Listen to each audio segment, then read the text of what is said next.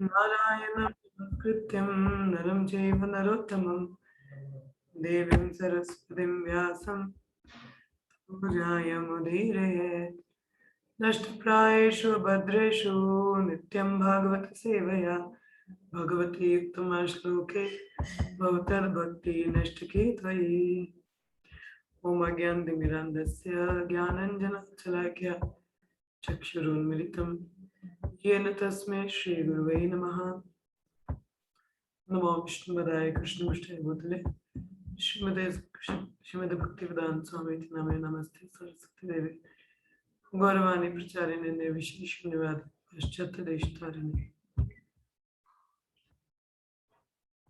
जय श्री कृष्ण चैतन्य प्रभु नित्यानंद श्री अद्वैत गदाधर श्रीवासदि गौर भक्तवृंद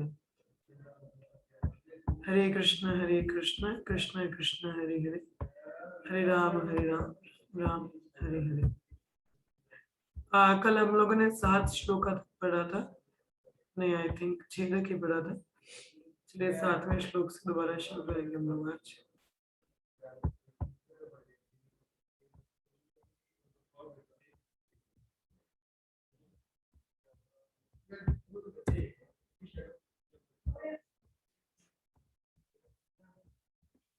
प्रायना मुनयो राजन् निवृत्ता विदिशेदता निर्गुणयास्तरमन्ते स्म निर्गुणया गुणानुकथने हरे। एक सेकंड।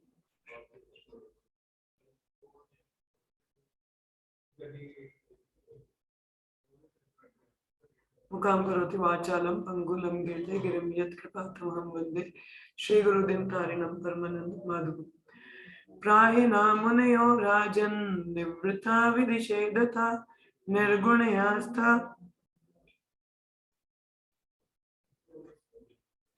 निर्गुणयास्तरमन्ते स्म गुणानुकथने हरे।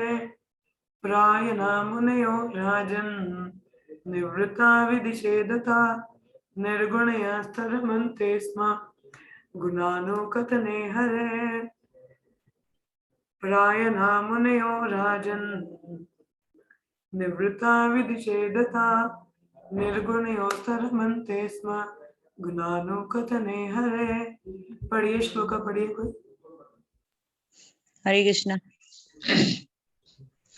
प्रायेण मुनियो राजा निवृत्ता विधेशधेतता निर्गुण्यस्तथा रमते समागुणानुकथने हरे। नेक्स्ट।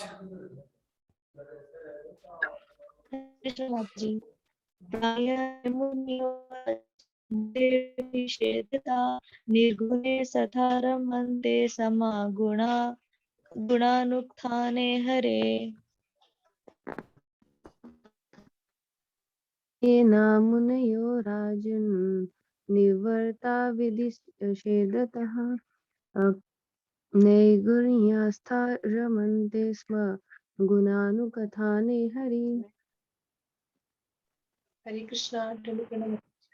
क्रियन्ते मनो यो राजन् निर्विते विधिये सिद्धे तथा निर्गुणा सिद्धि रमन्ते समागुणान् हरि। प्रायेण मुनयो राज निवृत्ता विधिशे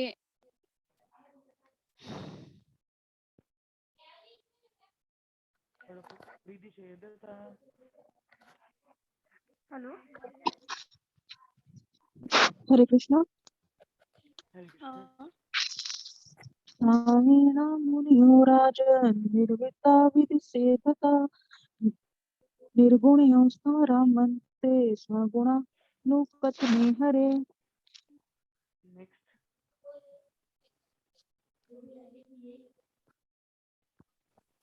हरे कृष्णा माता जी। प्रायेण मुनियो राजन् निवृत्ता विदिशेदता निर्गुण्यस्थान रमन्ते समा गुणानुकथने हरे। हरे कृष्ण। नेक्स्ट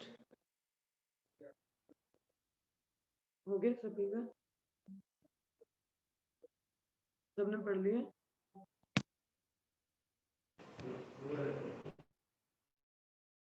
हरे कृष्णा। मेरी आवाज आ रही है आप सबको?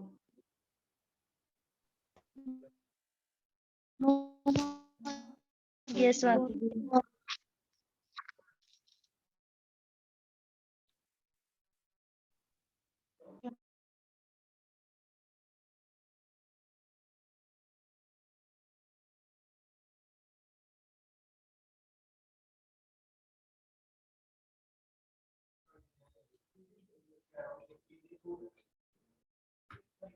हरे कृष्णा। आवाज आ रही है? अब आ रही है? श्लोका पढ़ लिया सभी ने? चलिए, वर्ड टू वर्ड मीनिंग। एक सेकंड ना, मैं जरा आए ना। मुख्यतः मुनिया, सारे मुनि, राजन, हे राजा, निवृत्ता, ऊपर उठे हुए, निवृत्त, विधि, विधि विधान, शेदता, प्रतिबंधों से, नैगुण्यस्था, आध्यात्मिक रूप से स्थित, रमनते, आनंद लेते हैं, समा, प्रकट रूप से, गुण, अनुकथने, महिमा का वर्णन करते हुए, हरे, भगवान की। हे राजा परीक्षित, मुख्यतः सर्वोच्च अध्यात्मवादी जो विधि विधान एवं प्रतिबंधों से ऊपर हैं, वे भगवान का गुणगान करने में आनंद का अनुभव करते हैं। ये कल हम लोगों ने श्लोक पढ़ लिया था वैसे तो, जिसमें सुखदेव गोस्वामी बताते हैं कि जो जितने भी जितने भी अध्यात्मवादी हैं, जिनमें ज्ञान योगी, कर्म योगी, ये सभी लोग आते हैं, तो जनरली ये सब मुक्त आत्माएं हैं, मगर ये भी भगवान के गुणगान में आनंद को प्राप्त करते हैं, मतलब आनंद लेते हैं उसमें भी। तात्पर्य में क्या बताया था इसमें?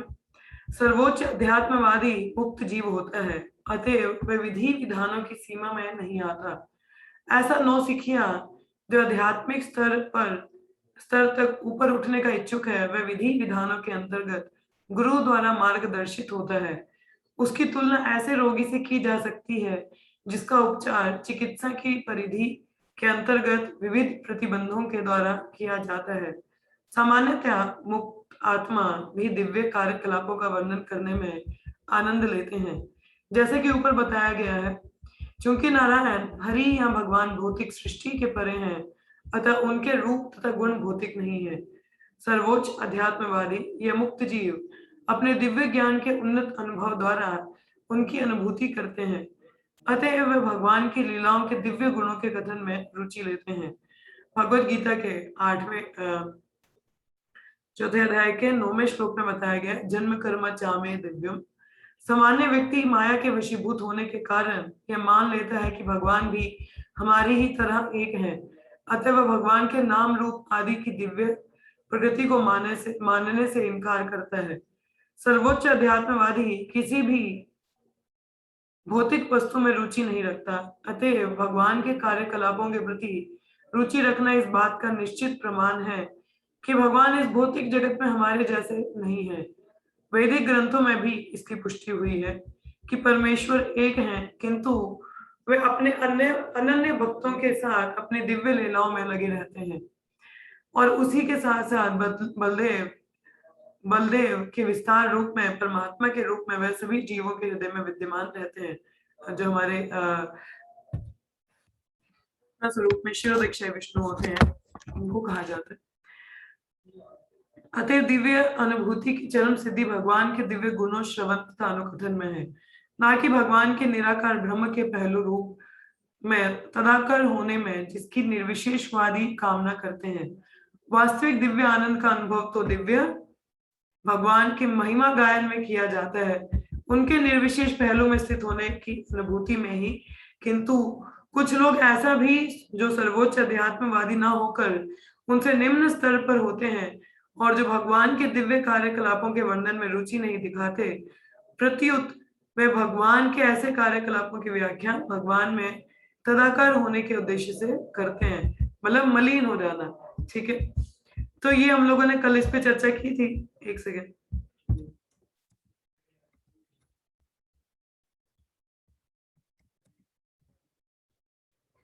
तो ये हम लोगों ने इस पे चर्चा किया था कि किस प्रकार से बताते हैं सुखदेव गोस्वामी कि बताते हैं कि चाहे वो कर्म योगी हो, ज्ञान योगी हो, ध्यान योगी हो, परंतु जब तक वो कहाँ तक नहीं आते, भक्ति योग या भक्ति पथ को नहीं लेते हैं, तब तक क्या वो परफेक्शन अटेन नहीं कर सकते। ठीक है। और क्या हमें किसके बारे में सुनना चाहिए, चिंतन करना चाहिए या स्मरण करना चाहिए? भगवान के बारे में। ठीक है, ऐसा बताया गया। तो यहाँ पे परीक्षित महाराज पूछते हैं कि अच्छा प्रूफ क्या है, तो प्रूफ तो बताइए जरा कि ऐसे कौन है जो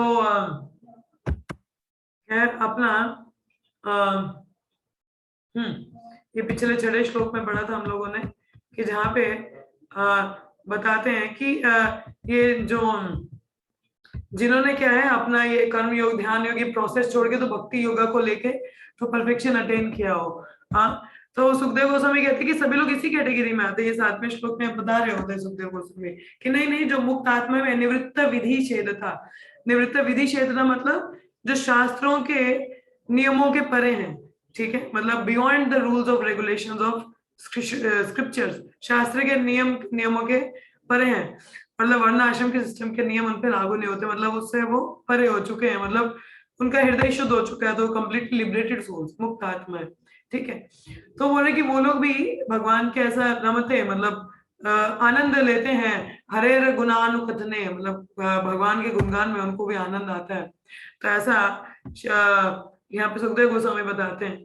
परीक्षित महाराज बोलते हैं ठीक है, मतलब आप बता रहे हो, मगर एग्जैक्ट प्रूफ क्या है, मतलब कोई एग्जांपल तो बताइए कि एग्जैक्ट आप किसी व्यक्ति का हमें उदाहरण दे दें कि मैं समझ लूं कि किसी ने कर्म ज्ञान ये वाला पथ छोड़ के तो भक्ति ले गए, तो मतलब उसको भक्ति उसने अपनाई हो वो सब छोड़ के और परफेक्शन अटेन किया हो, तो वो बता दो। क्योंकि आपने तो बोला कि कोई भी पथ है, जब तक कोई भक्ति पथ में नहीं आता उसका परम लक्ष्य अटेन नहीं होता।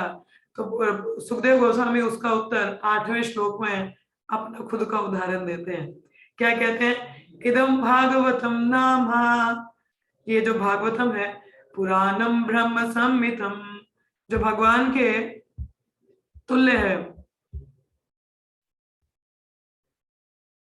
तो क्या है, जो पुराणम ब्रह्म संहितम के जो भगवान के समान है, हाँ, जैसे हमारी भागवतम भगवान के समान है ना, तो उन्हीं की बात कर रहे हैं। इदम भागवतम नाम पुराणम ब्रह्म संहितम अधितवन द्वापरादयो पितृद्वैपायन अहम अहम आदि तवान द्वापरादयो, कि मैंने अहम अधितवान, मैंने ये भागवतम सुना, सीखा, किससे?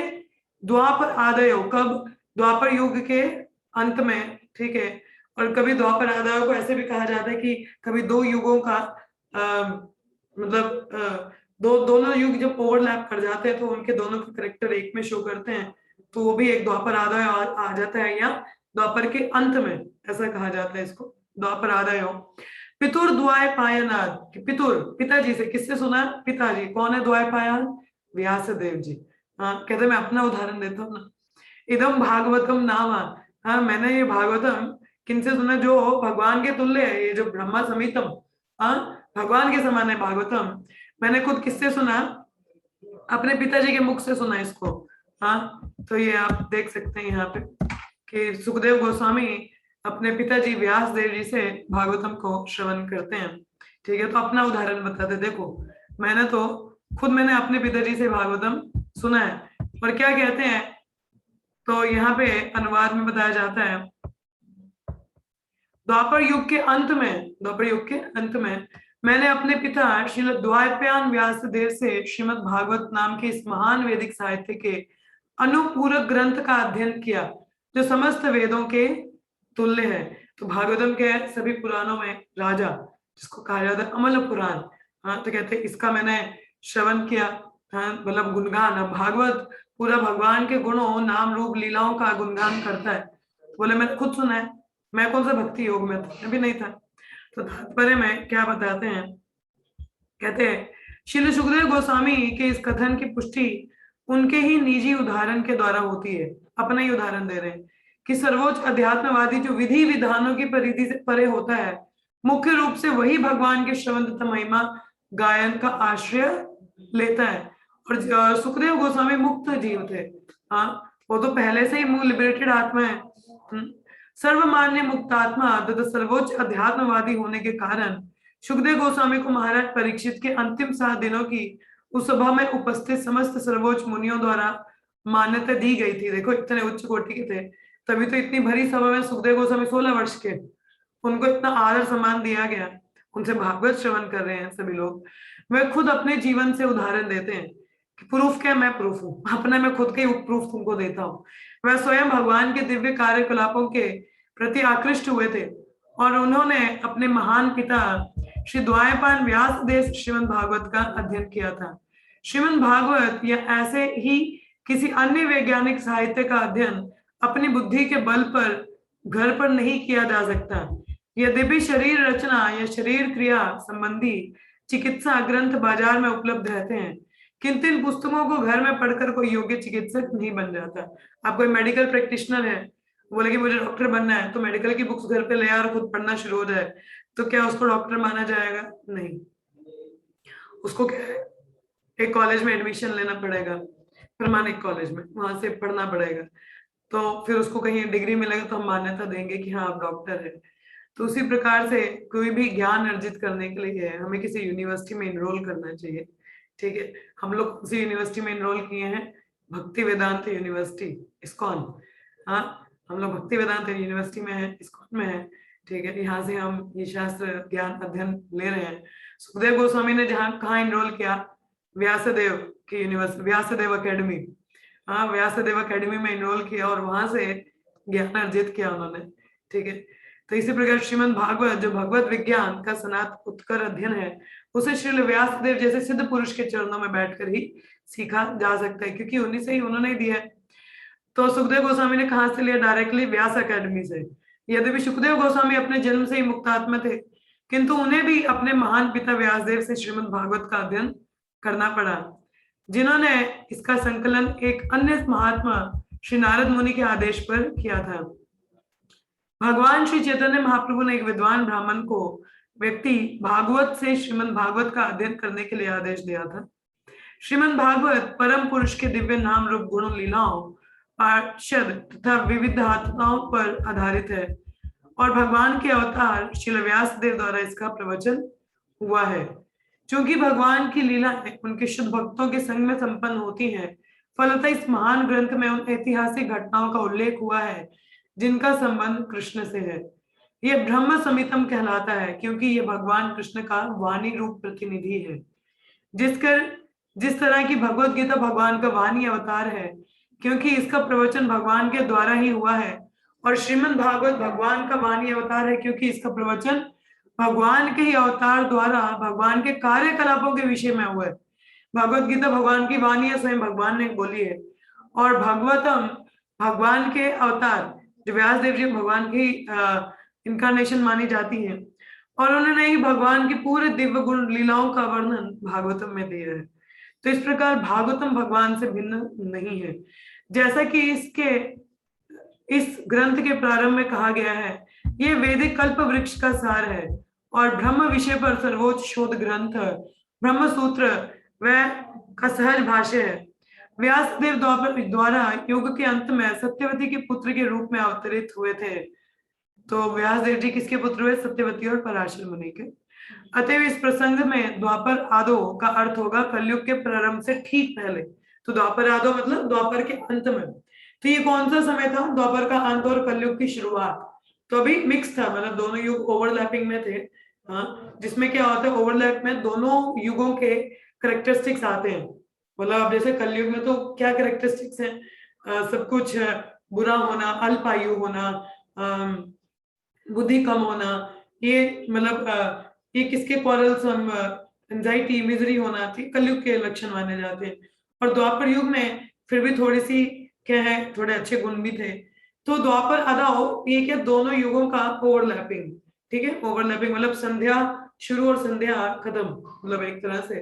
तो दोनों युगों का इसमें क्या है, फीचर करेक्टर आते हैं, उसमें शो किए जाते हैं। और यहाँ तो सीधा आप अपना समझ लो द्वापर का अंत। ठीक, मगर दोनों युगों का वैसे बताया जाता है कि दोनों के करेक्टर आते हैं उसमें, तो उसमें ऐसा होता है। तो श्री जीव गोस्वामी के अनुसार इस कथन का तर्क वृक्ष के ऊपरी भाग को उसका शुभारंभ कहने की भांति है। यद्यपि वृक्ष का आदि उसका मूल है, लेकिन सामान्य जन को वृक्ष का ऊपरी हिस्सा ही पहले दिखता है। इस तरह वृक्ष का अंतिम भाग उसका आदि भाग मान लिया जाता है। तो खैर ये उदाहरण शायद आपको ना समझ में आए, मगर फिर भी बता दूं। तो जीव गोस्वामी द्वापर आदाओं को कैसे बताते हैं, ठीक है। द्वापर आदाओ सीधा यहाँ पे बताया जाता है कि क्या है, द्वापर का अंत और कलयुग की शुरुआत, ठीक है। तो इसको हम इस तरीके से ले सकते हैं कि जैसे एक वृक्ष है, ठीक है, वृक्ष का जो शुरुआत ऊपर टॉप मोस्ट क्या है, पेड़, उसका पत्ते दिखेंगे, ठीक है, और किसी और वृक्ष की शुरुआत होनी हो तो जड़ दिखेगी, है ना, इस तरीके से। तो क्या है, ऊपर का हिस्सा दिख रहा है, तो मतलब वृक्ष का ऊपर का हिस्सा दिख रहा है, मगर जड़ का है, मूल का है, वो नीचे है, ठीक है। तो इसी प्रकार से हम समझ सकते हैं कि द्वापर का अंत और कलयुग की शुरुआत। तो ये समय था जब इन्होंने ये भागवत श्रवण किया सुखदेव गोस्वामी में। मगर फिर भी आगे अभी क्या होता है, परीक्षित महाराज मानते नहीं है। बोलो आप तो ऑलरेडी भक्ति पथ पे हो, आपने भागवत सुन लिया, इसका कौन सी बड़ी बात होगी। तो ये उदाहरण भी कुछ मुझे हजम नहीं हो रहा, तो मैं इसको मान नहीं सकता, क्योंकि आपने बोला कि जो कर्म ज्ञान उसको छोड़ के भक्ति अपनाई हो, हाँ, मगर आपका तो कुछ ऐसा है नहीं। तो मेरे हिसाब से तो आप तो मुक्त जीवो, ऑलरेडी परमहंस वैष्णव हो। तो ये उदाहरण मेरे को कुछ जमा नहीं। परीक्षित महाराज अभी भी सेटिस्फाई नहीं हुए, कहते कि नहीं मुझे और थोड़ा अगर आप सेटिस्फाई कर पाओ तो मैं मान भी लूं। तो क्या कहते हैं, हाँ जी, मां करो ऑफरिंग यार। तो क्या कहते हैं यहाँ पे, तो आगे के श्लोक में तो यहाँ पे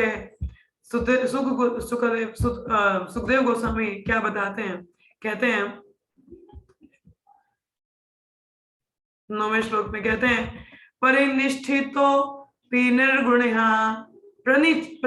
प्राणिनिष्ठ मतलब फिक्स्ड डिटर्मिनेशन, निष्ठा, पूरा निष्ठा, अपि निर्गुण, कि निर्गुण में कि भ्रम में मर्ज होना, मेरे को पूरा निष्ठा तो यही करना है, मर्ज होना। क्योंकि सुखदेव गोस्वामी कहते हैं, अच्छा तुम्हें यकीन नहीं हो रहा, मैं थोड़ा अपने बारे में हिस्ट्री बता दूं तुम्हें कि मैं कौन हूँ, कहाँ से मेरा बैकग्राउंड क्या है, ताकि तुम यकीन कर सको कि क्या हिस्ट्री है, कि तुम ये प्रूफ मान सको कि कोई दूसरे पद से भक्ति पद पे आने पे ही परफेक्शन अटेन कर सकता है, या उसको परम लक्ष्य जीवन का प्राप्त हो सकता है। कहते परिनिष्ठो अपि निर्गुणया, कि मतलब मेरा पूरा डिटर्मिनेशन था कि भ्रम में मलिन हो जाना, मर्ज हो जाना, यही परफेक्शन है।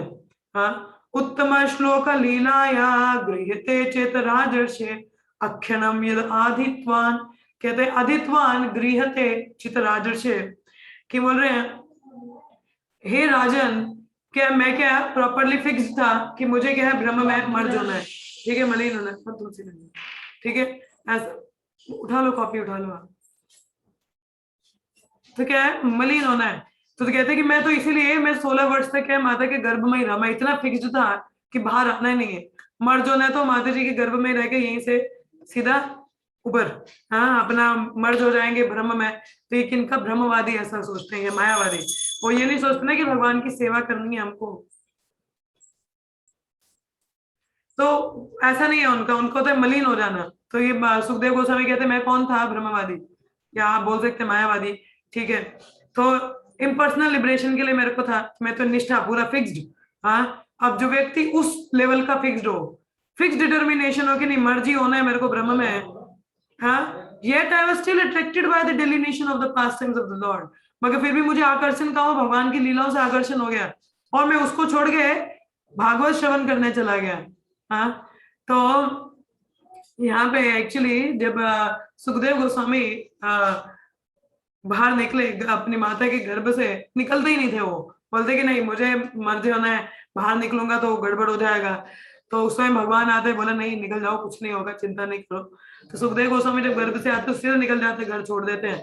हाँ, तो पिताजी पीछे पीछे भागते हैं। वो खैर वो लीला आपने सुना होगा, प्रथम स्कंद में आता है। तो सुखदेव गोस्वामी वहां पे मतलब वो क्या होता है, इम्पर्सनल लिबरेशन में होते हैं, मतलब निरंकार मायावाद में। हाँ, क्या बोले कि उनको भगवान की लीलाओं में कुछ लेना देना ना है, वो मुक्त जीव है, मगर भगवान की लीला में उनको कोई लेना देना नहीं है। तो व्यास देव जी को थोड़ा चिंतन हो गया कि ये है तो मुक्त जी, मेरा पुत्र है, इसका कुछ उद्धार होना चाहिए। तो उन्होंने अपने 2 शिष्यों को भेजा था। और कौन से श्लोक उनके सामने बोले थे? एक श्लोक भागवतम के 10वें स्कंद से था, जो कि भगवान की लीला के बारे में बताता है। कहते हैं, भरा पीड़म नटवर वापु कारणो कार्णिकारम बिभ्रद वास कनक कपीशम वैजंती चामालम रंध्रन वेणु आधार सुध्या पूर्यन गोपा वृंदयर वृंदरान्यम स्वपदारम नम प्रविशद गीत कीर्ति। तो ये जो श्लोक था 10वें स्कंद में, तो सुखदेव गोस्वामी को व्यास देव जी ने अपने 2 शिष्य भेजे थे, बोले ये सुनो, उसके सामने बोलो। तो ये भगवान का क्या है, उनका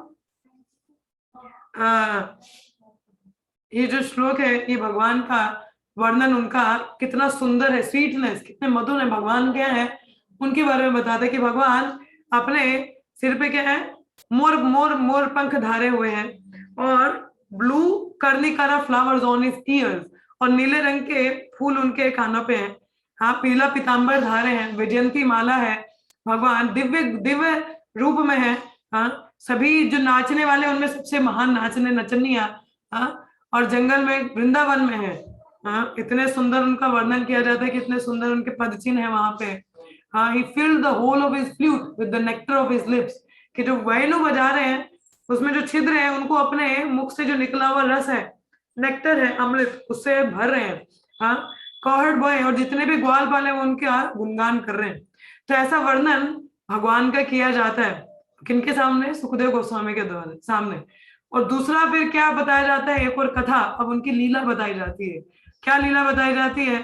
कहते हैं, अहो बाकी यम स्थान कालकूटम जिगमाशयापाय यदपि असाध्वी लेभे गतिम धात्री उचितम ततोन्यम कम वा दयालुम शरणम व्रजेमा। ये लीला का वर्णन किसके सामने होता है? सुखदेव गोस्वामी का। पहले तो भगवान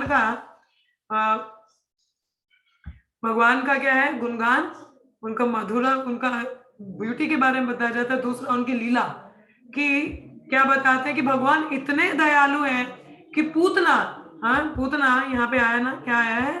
स्तन कालकूटम। कालकूटम, देखिए जब समुद्र मंथन हुआ था तो जो जहर निकला था वो इतना खतरनाक था कि उसकी एक बूंद भी पूरी सृष्टि को ऐसे विनाश कर जाती। तो बोले कि पूतना ने अपने स्तन पर ऐसा जहर लगा के कृष्ण भगवान को मारने की इच्छा से आई। हाँ, परंतु भगवान ने इतनी कृपा दिखाई कि उसको भी अपने धाम में माता के रूप में स्वीकार किया, एक नर्स आया के रूप में। हाँ, इतनी कृपा दिखाई। तो सुखदेव गोस्वामी ये सुन के इतने अचंभे में होते हैं, कहते हैं अच्छा, भगवान ये इतने सुंदर है, इतने कृपालु है कि जो मारने है उसको भी इतना कृपा दिखा दिया। हाँ, तो ये कौन व्यक्ति है, मुझे इसके बारे में और सुनना है। तो उनको ऐसा लालसा यहाँ पे उनको आया कि नहीं, ये कौन है, मुझे और इनके बारे में जानना है। तब जाके ये जो ब्रह्मवादी जो फिक्स्ड है अपने गोल में, नहीं मुझे तो मर्ज होना है, मलिन हो जाना है ब्रह्म में, अब वो ये सुन के सीधा भागते हुए, अच्छा ये अगर ये इतना मधुरता है इन 2 श्लोकों में, तो ये जो कथन जहां से निकल रहा है वो इसके बारे में कितना और कथा होगा। हाँ, तो कहाँ जाते हैं? सीधा व्यास देव जी के पास भागते हुए जाते हैं, मुझे भी एडमिशन सुनाइए भागवतम के बारे में। तो ये अपना हिस्ट्री सुखदेव गोस्वामी किनको सुनाते हैं यहाँ पे? परीक्षित महाराज को अपना हिस्ट्री सुनाते। देखो मैं कहाँ से आ रहा हूँ, कौन हूं मैं। हाँ, तो यहाँ पे बताते हैं, इसका तात्पर्य हम पढ़ लें। हे राजर्षि, मैं अध्यात्म में दृढ़ता पूर्वक पूर्ण रूप से स्थित था, तथापि मैं उन भगवान की लीलाओं के वर्णन के प्रति आकृष्ट हुआ। ये 2 श्लोक सुन के, एक 10वें स्कंद से है और एक 3रे स्कंद से पूतना लीला, हाँ, जिनका वर्णन प्रबुद्ध उत्तम श्लोकों द्वारा किया जाता है। उत्तम श्लोक है, चुनिंदा श्लोकों से। हाँ, तात्पर्य में बताते हैं, सर्वप्रथम परम सत्य की अनुभूति दार्शनिक चिंतन द्वारा निर्विशेष ब्रह्म के रूप में की जाती है और दिव्य ज्ञान की प्रगति के साथ साथ बाद में परमात्मा रूप में की जाती है। जैसे कल आपको बता रहे थे भगवद गीता में कि भगवान को रियलाइज करने के 3 फेजेस होते हैं। पहला ब्रह्म, दूसरा परमात्मा रूप में, और तीसरा कोई समझ पाए तो भगवान। फर्स्ट क्लास अंडरस्टैंडिंग, ठीक है। किंतु यदि भगवत कृपा से कोई निर्विशेषवादी श्रीमद् भागवत के श्रेष्ठ कथनों से प्रबुद्ध होता है तो वह भागवत का दिव्य भक्त बन जाता है। अल्प ज्ञान के कारण हम परम सत्य का व्यक्तित्व होने के सिद्धांत समझ नहीं सकते, क्योंकि अल्प ज्ञान है ना, अल्प बुद्धि है, ज्ञान पूर्ण नहीं है, तो भगवान के जो सिद्धांत है उसको समझ नहीं सकते। एवं भगवान के व्यक्तिगत कार्यकलापों के प्रति अल्पज्ञ निर्विशेषवाद खेद व्यक्त करते हैं। तो जो निर्विशेषवादी हैं, ये मायावादी हैं, उनको ये समझ नहीं आता, अल्प ज्ञान है ना, भगवान की लीलाएं समझ नहीं पाते। किंतु विवेक बुद्धि एवं तर्कों के साथ साथ परम सत्य तक पहुंचने की दिव्य विधि कट्टर से कट्टर निर्विशेषवादी को भी भगवान से साकार कार्यकलापों के प्रति आकृष्ट होने में सहायक बन सकती है। सुखदेव गोस्वामी जैसे व्यक्ति किसी सांसारिक कार्य के प्रति आकृष्ट नहीं हो सकते, किंतु जब ऐसे भक्त को श्रेष्ठ विधि द्वारा आश्वस्त कर लिया जाता है तब वे अवश्य ही भगवान के दिव्य कार्यकलापों के प्रति आकृष्ट होते हैं। देखिए वो इतने फिक्स्ड थे अपनी प्रोसेस में, जो वो ब्रह्म वाली फॉलो कर रहे थे, कहीं उनको माया वाया कुछ नहीं, मुक्त थे वो, हाँ, मतलब फिक्स्ड होके अगर वो व्यक्ति अपनी वो प्रोसेस छोड़ के यहाँ पे आ सकता है तो कहने का अर्थ क्या है कि मतलब कुछ तो बात है कि भागवत में, कथा में, भक्ति योग में कुछ तो है कि ऐसे व्यक्ति को भी आकर्षित कर गए। तो भगवान दिव्य है और उसी तरह उनके कार्यकलाप भी दिव्य है, वे ना तो निष्क्रिय है ना निर्विशेष है, ठीक है। तो ये उदाहरण सुखदेव गोस्वामी अपनी हिस्ट्री सुनाते, देखो मैं कहाँ से आया हूँ, देखो मैं भी छोड़ के आया हूँ यहाँ पे, हाँ, तो ऐसा वो बताते हैं यहाँ पे। तो आगे क्या श्लोक में बताते हैं सुखदेव गोस्वामी, कहते हैं तदहं ते अभिधास्यामि महापौरुषिको भवानम यस्य श्रद्धा तमाशु स्यान् मुकुंदे मति सती, हाँ, स्यान् मुकुंदे मति सती, हाँ, मैं उसी श्रीमद् भागवत को आपको सुनाने जा रहा हूँ। और सुखदेव गोस्वामी क्या कहते हैं, ये जो ज्ञान मैंने अपने पिताजी से लिया, मैं वही भागवत आपको सुनाने जा रहा हूँ, क्योंकि आप भगवान कृष्ण के सर्वाधिक निष्ठावान भक्त हैं। क्या बोला, महापौरुषो, ठीक है। यहाँ पे परीक्षित महाराज को महापुरुष कहा जा रहा है। देखिए अगर ऐसा नहीं है कि परीक्षित, सुखदेव गोस्वामी को परीक्षित महाराज का हिस्ट्री नहीं पता कि परीक्षित महाराज किस तरीके से यहाँ 7 दिन के लिए यहाँ पे आए हैं, उनकी अवस्था कैसे हुई है कि उन्होंने एक मरा हुआ सांप एक ऋषि के गले में डाल दिया था, कितना एबोमिनेबल, एक अपमानजनक ऐसा कार्य उन्होंने किया। तो ये गलत तरीका था, ऐसा नहीं करना चाहिए, मगर फिर भी महापुरुष कह रहे हैं उनको। देखिए कोई कहे तो परीक्षित महाराज को अपमान, यहाँ पे उनकी निंदा कर सकता है, परंतु सुखदेव गोस्वामी जानते थे कि ये कोई साधारण व्यक्ति नहीं है, ये क्या है, ये खुद भी मुक्त आत्मा है परीक्षित महाराज। हाँ, परीक्षित महाराज का यहाँ भागवत सुनाने का एटीट्यूड ऐसा नहीं है, ठीक है तुमने गलती कर दी, चलो पाप हो गया, तुम्हारे उद्धार के लिए ठीक है मैं भागवत तुम्हें सुना देता हूँ, नहीं। पर यहाँ पे सुखदेव गोस्वामी का मूड क्या है, आप तो ऑलरेडी महापुरुष हो, आपको आवश्यकता नहीं है इन सब की, बट बट मुझे मौका मिल रहा है भागवत को सुनाने का, मेरे खुद का शुद्धिकरण भी है और एक सेवा करने का, तो ये मैं आपको सुनाता हूँ। यहाँ पे ये मूड है सुखदेव गोस्वामी का, ऐसा नहीं अच्छा तुमने गलती कर दी, पाप किया, चलो तुम्हें मुक्त करने के लिए मैं सुना देता हूँ, नहीं। मूड क्या है, महापुरुष हो, तभी यहाँ पे महापुरुष का वर्णन हुआ है कि महापुरुष परीक्षित महाराज को कहा जा रहा है, नहीं आपको ये सब जरूरत नहीं है, परंतु मैं, क्योंकि मुझे मौका मिल रहा है एक सेवा करने का और भागवत सुनाने का, तो मैं आपको ये सुनाता हूँ। हाँ, जो व्यक्ति श्रीमद् भागवत को पूरे ध्यान से तथा सम्मान पूर्वक सुनता है उसे मोक्षदायक परमेश्वर की अविचल श्रद्धा प्राप्त होती है। इस लाइन को ज्यादा ध्यान दीजिए, क्या बोला है कि आप भगवान, परीक्षित महाराज कहते हैं क्योंकि मैं आपको क्यों सुनाना, क्योंकि आप भगवान के सर्वश्रे अधिक निष्ठावान भक्त हैं, इसलिए भागवत आपको सुनाता हूँ। और जो व्यक्ति श्रीमद् भागवत को पूरे ध्यान से सम्मान पूर्वक सुनता है उसे मोक्षदायक परमेश्वर की अविचलित श्रद्धा प्राप्त होती है। तो हमें इसको श्रद्धा पूर्वक, ध्यान पूर्वक, सम्मान पूर्वक इसको सुनना है, ठीक है। तो तात्पर्य में प्रपात बताते हैं, श्रीमद् भागवत मान्य वैदिक वाड़म्य है और वैदिक ज्ञान को प्राप्त करने की प्रणाली अवरोह पंथ, डिसेंडिंग प्रोसेस, मतलब शिष्य परंपरा से, ठीक है, गुरु शिष्य परंपरा में इसको अपनाना चाहिए, ठीक है। तो भौतिक ज्ञान की उन्नति के लिए व्यक्तित्व सामर्थ्य तथा शोध प्रवृत्ति की आवश्यकता पड़ती है, किंतु आध्यात्मिक ज्ञान में सारी प्रगति बहुत कुछ गुरु की कृपा पर निर्भर करती है। गुरु को शिष्य के द्वारा संतुष्ट किए जाने चाहिए, तभी आध्यात्मिक विज्ञान के अध्येता के समक्ष वह ज्ञान स्वतः प्रकट होगा। कि क्या है, गुरु शिष्य की परंपरा में हमें ज्ञान अर्जित करना चाहिए। परंतु एक और चीज यहाँ पे आती है, ठीक है। अब जैसे यहाँ पे प्रभात बता रहे हैं कि देखो ऐसा भी नहीं है, मैं तात्पर्य से आपको मैं पढ़ के समय थोड़ा कम है तो मैं थोड़ा कंपाइल करके आपको बता दूं। यहाँ पे तात्पर्य में प्रभात एक और चीज बताते हैं, कहते हैं कि गुरु शिष्य ज्ञान अर्जित करना ये नहीं कि आपने गुरु को दीक्षा ले लिया और गुरु आपको ऐसे इलेक्ट्रिक शॉक दे रहे हैं। जैसे उदाहरण यहाँ पे आता है रामकृष्ण मिशन का, विवेकानंद का, उनके जो गुरु थे रामकृष्ण, उनको छूते हैं, उनको छूने के बाद में रोना शुरू कर देते हैं। वो रोते कि मेरा जो भी ज्ञान था वो तुमको दे दिया, मेरे पास कुछ बचा नहीं है। वो भी अवरोह प्रंथी है, ठीक है, गुरु परंपरा, मगर इसका मतलब ये नहीं कि गुरु को जादू करेगा और सारा ज्ञान आ जाएगा, नहीं। उसका तरीका क्या होता है ज्ञान अर्जित करने का? तरीका ये होता है कि सेवा करके, महत सेवा करके ज्ञान को अर्जित किया जाता है।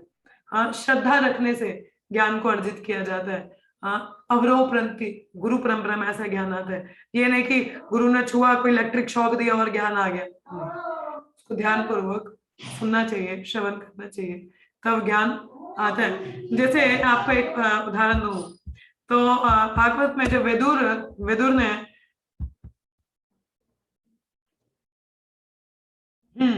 जब विदुर मैत्रेय ऋषि से सब कुछ सुन लेते हैं तो कहते हैं कि आपसे ज्ञान तो मैंने ले लिया मगर मुझे रियलाइज नहीं हुआ, मतलब प्रैक्टिकल रियलाइजेशन नहीं आई। सुना तो सबको सुना है, एज इट इज सुना, बहुत अच्छा था, मगर प्रैक्टिकल रियलाइजेशन नहीं आई। फिर क्या बताते हैं विदुर?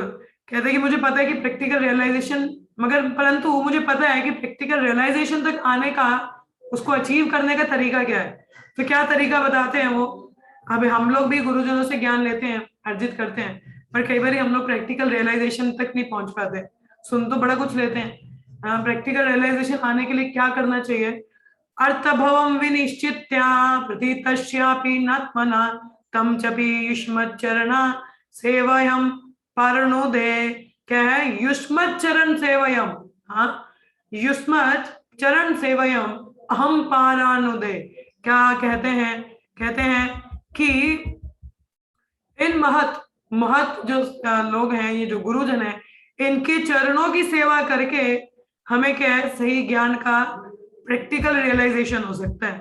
तो ज्ञान लेना तो जरूरी है मगर सेवा करना भी आवश्यक है, तभी इस ज्ञान को हम गुरु शिष्य परंपरा में भी इसको समझ पाते हैं या ध्यान पूर्वक इसको आगे धारण कर पाएंगे। ठीक है, तो निष्ठावान, श्रद्धा होना बहुत आवश्यक है, इसके बारे में यहाँ पे बताया जाता है। ठीक है, तो इसको ध्यान तभी यहाँ पे बोला गया कि जो इसको श्रद्धा से सुनेगा ध्यान पूर्वक इस मूड में, तो वही इसको ज्ञान को अर्जित कर सकेगा। ठीक है, तो ये यहाँ पे बताते हैं, यहाँ पे अंत में बताते हैं प्रभुपाद कि श्री चैतन्य महाप्रभु अपने भक्तिमय भाव से प्रवृत्ति में साक्षात भगवान कृष्ण हैं, जो कलयुग में पतित आत्माओं पर विशेष कृपा करने के लिए पृथ्वी पर अवतरित हुए थे।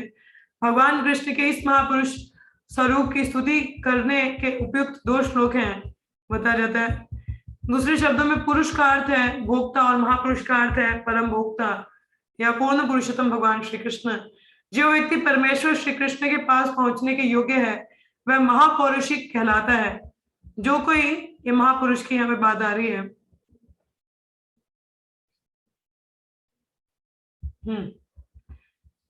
तो खैर ये यहाँ पे श्लोक में वर्णन है। तो यहाँ पे जो मेन पॉइंट्स हैं वो ये आते हैं कि हमें जो ज्ञान है गुरु परंपरा में और श्रद्धा पूर्वक और महत सेवा करके हम ज्ञान को क्या सही से अर्जित कर सकते हैं। अब अंत में एक्चुअली मैं इसको थोड़ा कंपाइल कर दूं, कल हम लोग इसके तात्पर्य थोड़े ध्यान, क्योंकि बहुत लंबा है, समय लगेगा, कल इसके तात्पर्य को थोड़ा और डिटेल में पढ़ लेंगे, मगर इसका एक और ये जो श्लोक है ये हम लोग आज थोड़ा कवर कर लें। ये तीन इसको कंक्लूड कर देते हैं कि सुखदेव गोस्वामी क्या बताते हैं, इसमें क्या बताना चाहते हैं। अंत में क्या कहते हैं? एतिना विद्यमानन्नाम इच्छता मुकुतो भयम योगिनम नृपनिर्नतम हरिर्नानु कीर्तनम। हे राजन, महान अधिकारियों का अनुगमन करके भगवान के पवित्र नाम का निरंतर कीर्तन उन समस्त लोगों के लिए सफलता का निश्चय तथा निर्भीक मार्ग है, जो समस्त भौतिक इच्छाओं से मुक्त है अथवा जो समस्त भौतिक भोगों के इच्छुक हैं और उन लोगों के लिए भी जो दिव्य ज्ञान के कारण आत्म तुष्ट हैं। तो यहाँ पे सुखदेव गोस्वामी क्या बताते हैं, अभी देखिए सुखदेव गोस्वामी ने यहाँ पे भागवतम पूरी कंप्लीट कर दी, ठीक है। परीक्षित महाराज ने प्रश्न पूछा था कि ऐसा कौन सा प्रोसेस है, क्या करना चाहिए, क्या जब क्या सुनना चाहिए, किसको स्मरण करना चाहिए इस जीवन काल में, इसके बाद भी कि हम लोग परम लक्ष्य अपने जीवन का पा सके। तो सुखदेव गोस्वामी ने उत्तर दिया था, श्रोतावयान कीर्ति तन्नस्य स्मृतव्यम, सुनना है, जब करना है, स्मरण कीर्ति गुणगान करना है, स्मरण करना है किसका, भगवान श्री हरि का। अगर ये करते हैं, ठीक है, और भक्ति पथ अपनाते हैं तो आप अपने जीवन का परम लक्ष्य अपना सकते हैं। परंतु यहाँ पे 11वें श्लोक में सुखदेव गोस्वामी कहते हैं तीन चीजों में, श्रवण कीर्तन स्मरण में सबसे ज्यादा हरेर नाम अनुकीर्तनम, कि भगवान का यदि गुणगान यदि चलता रहे कांस्टेंट। देखिए यहाँ हरेर नाम अनुकीर्तनम है, अनु का अर्थ होता है निरंतर, तीन अर्थ होते हैं अनु के, यहाँ तो निरंतर, ठीक है, निरंतर होता है। तीसरा महान भक्तों के क्या है, सॉरी, अनु का होता है कि फुल ऑफ डिवोशन या भक्ति में पूरा रत हो, और एक अनु का अर्थ होता है कि महान भक्तों के पद चिन्ह पे चलना। तो यहाँ पे जो अनु का अर्थ वो है हरे नामानुकीर्तनम, निरंतर हरि नाम का कीर्तन पूर्ण भक्तिमय भाव से क्या है मनुष्य को धारण कर सकते हैं। ये जो तीन मैंने आपको प्रोसेस बताई, श्रवण कीर्तन स्मरणम, उसमें जो कीर्तन है निरंतर कीर्तन पूर्ण भक्तिमय में है, ठीक है, उससे क्या है आपको क्या है परम लक्ष्य आपको मिल सकता है। by continuous chanting of the holy names of Supreme Lord, उससे क्या है, thus by this process firmly established one can क्या है यहाँ पे बोला जाता है जैसे मुक्त, मतलब उसको मुक्ति मिल सकता है, ठीक है। जैसे योगी को क्या है संतुष्टि, यहाँ पे योगी नाम, योगी को भी संतुष्टि मिलेगा। इच्छा जो अकुतो भायम मतलब जो मुक्त जीव है उनको भी इसमें मुक्ति मिलता है, ठीक है। तो कहने के अंदर कोई भी व्यक्ति है, चाहे वो योगी हो या मुक्त हो, उसको अगर वो हरे नामानुकीर्तनम करता है तो इससे क्या उसको मुक्ति मिल जाता है, मतलब परम जीवन का लक्ष्य प्राप्त होता है। तो दिस इज द प्रोसेस। तो यहाँ पे भगवत क्या बता देते हैं, हरे नामानुकीर्तनम, कंक्लूड कर दिया हरे नामानुकीर्तनम, पहले बोला भक्ति योग, फिर बोला श्रवण कीर्तन स्मरणम, यही प्रोसेस है। इसमें भी हरे नामानुकीर्तनम, ठीक है, कीर्तनम करना। अब यहाँ पे कोई प्रश्न पूछ सकता है कि अब 7 दिन तक ये जो सुखदेव गोस्वामी परीक्षित महाराज जी हैं, मगर यहाँ पे परीक्षित महाराज को बताया कि नामानुकीर्तनम, निरंतर कीर्तन करना चाहिए, मगर यहाँ पे कीर्तन पार्ट कौन प्ले कर रहा है, सुखदेव गोस्वामी कीर्तन कर रहे हैं, गुणगान, हाँ, श्रवण कौन कर रहा है, परीक्षित महाराज। तो कहते हैं कोई पूछ सकता है कि अगर इस प्रोसेस को हाईएस्ट बोला गया है तो सुखदेव गोस्वामी परीक्षित महाराज को 7 दिन तक कीर्तन करने क्यों नहीं दे रहे, उनको श्रवण क्यों करवा रहे हैं? हाँ, ये कीर्तन अभी बोला नामानु कीर्तनम, कीर्तन तो खुद ही कर रहे हैं, मगर परीक्षित महाराज को बोला श्रवण करो, क्यों?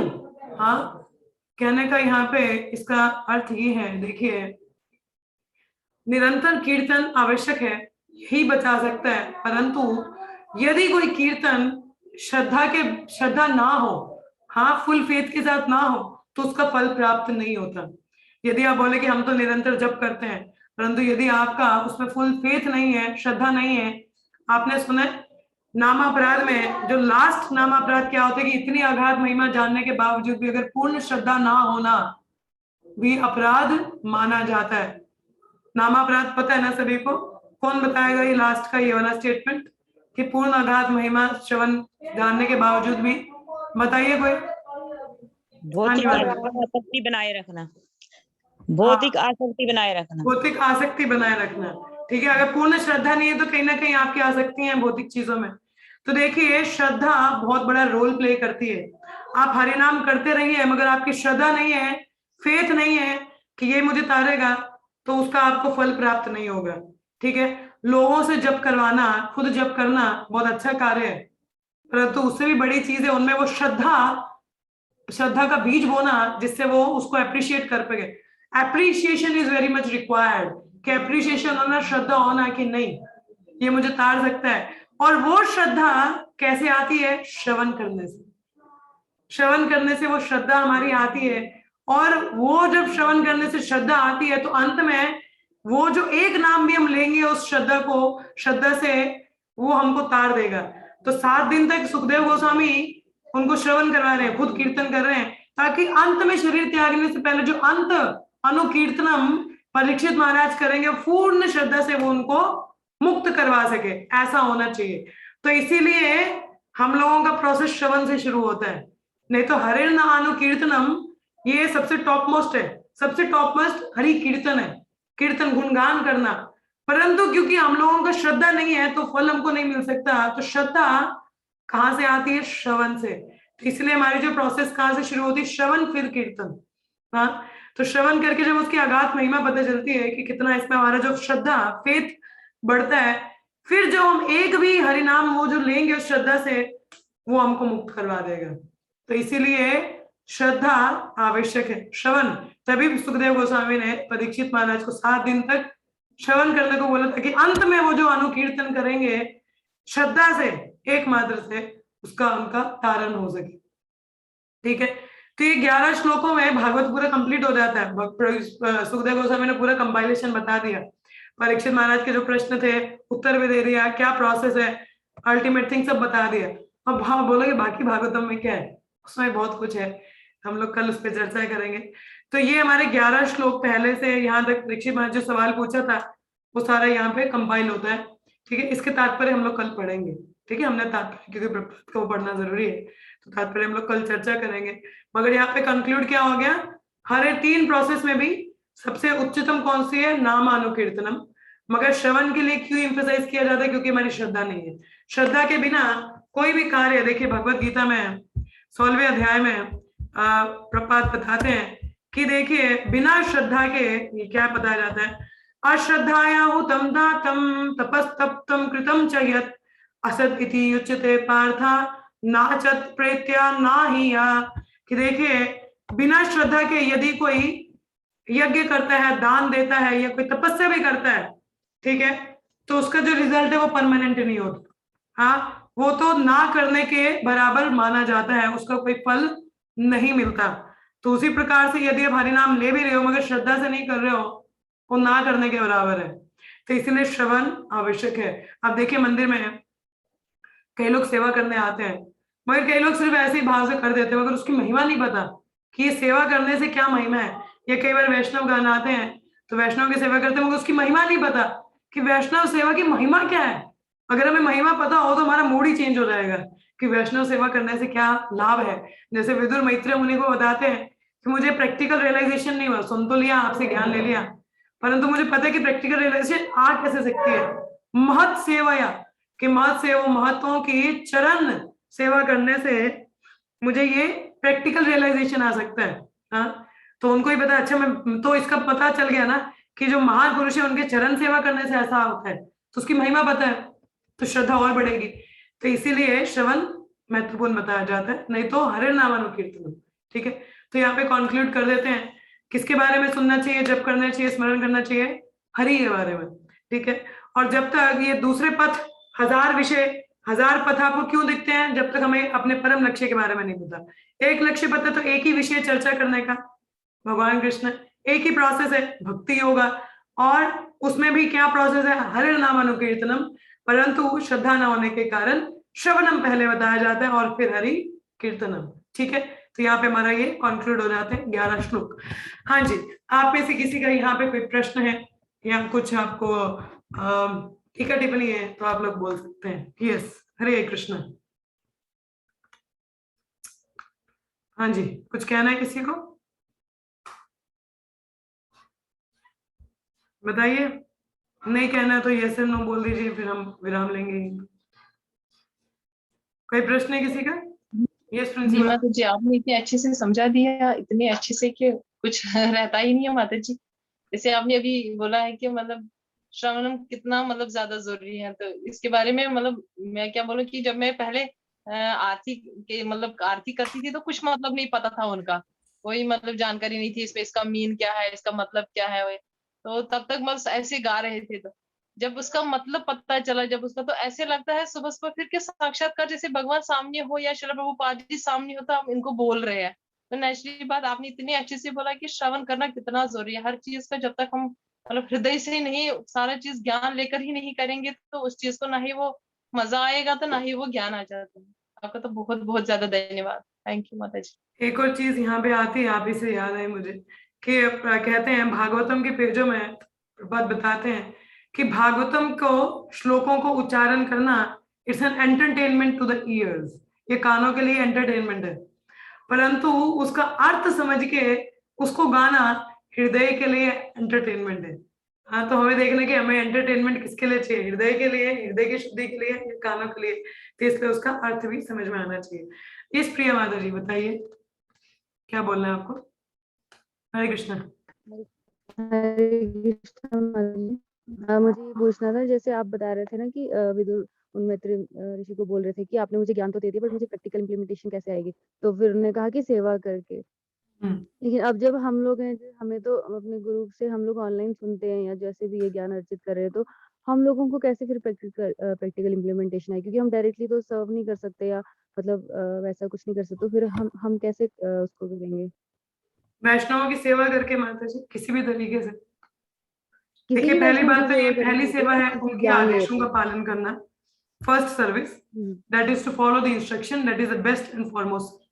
पहली सेवा देखिए, आप जैसे बोले कि ऑनलाइन हम श्रवण करते हैं, फिजिकल सेवा नहीं कर सकते, तो पहली जो सेवा है वो है आदेशों का पालन करना, इंस्ट्रक्शंस को फॉलो करना, वो सबसे बेस्ट सर्विस है। और उसके बाद में कभी भी मौका मिले तो देखिए हम दूर रह के भी सेवाएं कर सकते हैं, किसी भी तरीके से, बहुत तरीके की सेवा हो सकती हैं, ठीक है, तो वो हम लोग वैसा करके हमें प्रैक्टिकल रियलाइजेशन आ सकते हैं, ठीक है। माता जी, किसी भी वैष्णव की सेवा करनी होती है या फिर उन्हीं की जिनसे हम ज्ञान ले रहे हैं? कोई भी वैष्णव आपको मिले, देखो वैष्णव सेवा तो है ही बड़ी बात है, तो ऑब्वियसली जिनसे ज्ञान ले रहे हैं उनकी तो सेवा करनी चाहिए, क्योंकि वो कहीं ना कहीं आपको सेवा दे, आपके लिए इतना उच्चतम आपके लिए कार्य करें, आपको ज्ञान दे रहे हैं, तो उनको तो हमको कुछ ना कुछ सेवा जरूर करनी चाहिए, बिकॉज इसको कहते हैं आदान प्रदान। तो जैसे हमारे उपदेशामृत में बताया जाता है ददाति प्रति गृहणाति।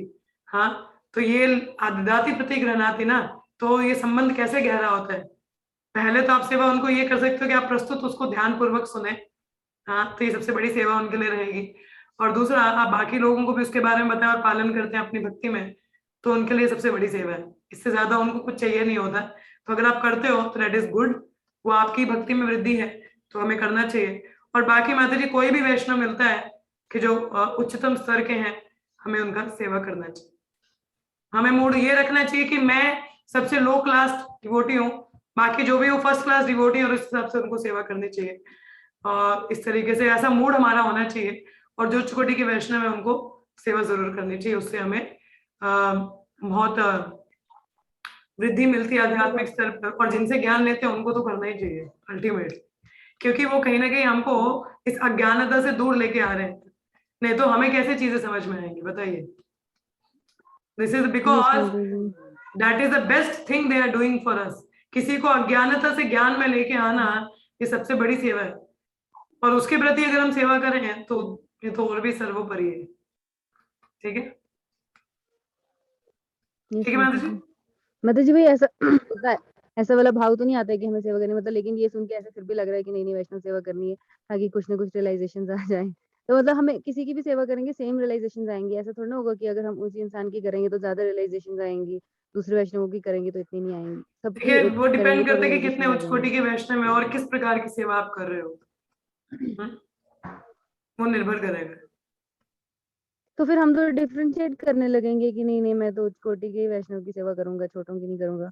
नहीं नहीं, देखिए भाव सबके प्रति होना चाहिए, भाव तो सभी वैष्णव के प्रति होना चाहिए। जब चेतना वैसी रहती है माता जी, तो अपने वो डिस्क्रिमिनेशन नहीं रहता। तो आप बस इतना समझ लो, आप क्या क्या समझने कि मैं सबसे लो क्लास डिवोटी हूँ, जब बाकी जितने भी जो हरि नाम भी ले रहे हैं उच्चतम है, मुझे उनको सेवा करने की, ये किस तरीके से आगे भक्ति में भी। देखिए अगर आप समझें, सपोज आप सीनियर हो, ठीक है, आपसे कोई नीचे है, तो आप ये समझ लीजिए कि इनको भी मुझे सेवा करना है, किस प्रकार से उनका श्रद्धा बढ़ा के हरि नाम में, तो बेस्ट सर्विस है, आप उनको भी सेवा कर सकते हो, आपका मूड अगर ऐसा है तो तो हर किसी की सेवा करनी है, ठीक है। आप ये समझ लो सबकी सेवा करनी है आप। Yes, Mataji, thank you. To help them to grow in bhakti and you will also get the advantage, ठीक है, आपको भी उसका फायदा मिलेगा। चलिए, और कोई प्रश्न है किसी का यहाँ पे? हरे कृष्णा। हरे कृष्ण। इसका मतलब फिर जो भक्ति नहीं करते हैं तो फिर उनकी सेवा करनी है कि नहीं? उनके लिए बेस्ट सेवा है, आप उनको हरि नाम जप करवाइए। अच्छा, ये सबसे बेस्ट सेवा आप उनके लिए कर सकते हो, क्योंकि भौतिक स्तर पर अगर हम उनकी सेवा करें, उनको हम देखिए कोई चीजें दे दें, वस्तु दे दें, क्या लाभ है? अगर उनको हम हरि दे सकें, कृष्ण दे सकें, तो सबसे बड़ी सेवा है। इस तरीके से आप उनको उच्चतम स्तर की सेवा कर सकते हो, ठीक है। अब आप देखिए आप उनको कृष्ण कैसे दे सकते हो, आप चाहे प्रसादम से दे दिए, चाहे कथा से दीजिए, चाहे कीर्तन से दीजिए, किसी भी तरीके से, ठीक है। ठीक है, हरे कृष्ण। हरे कृष्ण। हाँ जी, और कोई प्रश्न है किसी का? यस, पूजा माता जी, आपको कोई सवाल नहीं आया था? हाँ पूजा। माता जी वो हाँ जी, अभी तो नहीं है। चलिए कोई बात नहीं, ठीक है, फिर यहीं पे हम विराम लेते हैं। तो आज लोगों का होप आप लोगों को सारा ये वाला क्लियर हो, 11 श्लोक तक, ठीक है। तो इसको ध्यान पूर्वक, मेरा हम्बल रिक्वेस्ट है, इसके तात्पर्य आप खुद भी पढ़िए घर पे, क्योंकि जब हम खुद भी पढ़ते हैं तो ज्यादा अनुभूति रहती है। तो अभी हम लोगों ने 2 श्लोकों के तात्पर्य नहीं पढ़े हैं, तो कल हम उस पर डिस्कशन और करेंगे, ठीक है। अभी के लिए यहीं पे विराम लेंगे। 3 बार हरे कृष्ण महामंत्र का उच्चारण करेंगे। हरे कृष्णा कृष्ण कृष्ण हरे हरे, हरे राम राम राम हरे हरे, हरे कृष्णा कृष्ण कृष्ण हरे हरे, हरे राम राम राम हरे हरे, हरे कृष्णा कृष्ण कृष्ण हरे हरे, हरे राम राम राम हरे हरे। ग्रंथराज श्रीमद् भागवतम की जय, श्री प्रभुपाद की जय, सभी भक्तों की जय, श्री सुखदेव गोस्वामी की जय, और महापुरुष श्री परीक्षित महाराज की भी जय। चलिए, आप सबको भगवद गीता के सत्र में मिलेंगे शाम के समय। हरे कृष्ण। हरे कृष्ण। हरे कृष्ण। हरे कृष्ण।